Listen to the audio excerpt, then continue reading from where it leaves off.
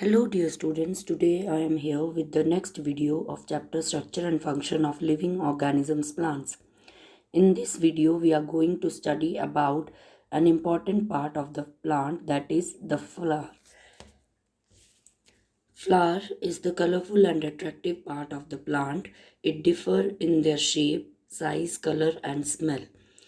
These flowers they consist of several rings or whorls of the structure. So let's discuss about the different parts of the flower. First is the sepals. Sepal forms the outermost ring. Generally they are green in color. Here you can see these green color structure is called the sepal of the flower. These sepals they provide protection to the bud and help the bud to bloom into a flower. Next is your petals. Petals are the colorful part of the plant which attract the insect to help in pollination. So these colorful petals, this colorful ring or the second ring is called the petal, and they are colorful to attract insects for pollination. Now what is pollination? Pollination is the transfer of pollen grains from one flower to another or within the flower. So these insects they help in pollination and they act as pollinator to transfer these pollen grains from one flower to another or within the flower. So this is called the pollination. Next is the stamen. So these forms the third ring and are the male part of the flower. Stamen has a bag-like structure called the anther. So this bag-like structure it is called the anther, and this tubular structure which provides support to these anthers they are called the filament. So this is the anther and these are the filament. So anther produces the pollen grains which take part in reproduction, whereas filaments they provide support to these anthers.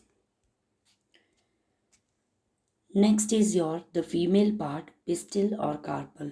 So this forms the fourth ring where stigma is at the top. Here you can see the black color structure. This is the stigma of the flower which is at the top. This tubular structure in the middle, and at the base there is the ovary of the flower. So we will study about these things in the structure of the flower. Next is the structure of the flower. So the outermost ring or the whorl of the flower is this green color structure. This green color structure it is called the sepal, which protect the bud before it blooms. The second whorl is the petals, the colorful part of the plant which the flower which attract the insect for pollination. The third whorl is the stamen or the male part. This is the male part of the flower, and the carpel it is the female part of the flower. So stamen consists of two parts, anther and filament. Anther it produces the pollen grains which take part in reproduction, whereas this is the tubular structure which provide support to the anther. This is called filament. Next is the female part. Carpel is or the pistil is the female part where the stigma is at the top, style in the middle and ovary at the base, and these ball-like structures present inside the ovary these are called ovules. So ovary bears small ball-like structures where the pollen grains fuse out with these ovules, they form seeds. Now the function of the flower. Flower is the reproductive organ of the plant. Flowers they produce perfumes, or they are used to produce perfumes or scents. Flowers are used for decoration. Buds of cloves they are used to make medicines. The arnica flowers they are used for preparing the lotions, or which are used as an ointment when there is a cut or injury on your body. Next is the seed. Seed is a small, hard, structure that contains the baby plant. So it also had stored food for its growth. The baby plant uses that stored food for its growth.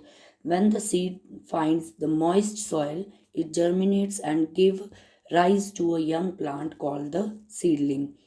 So this then grows into a full grown plant, produces the flowers and the fruits. These seeds they protect the baby plants contained in them and provide nourishment for their growth and development.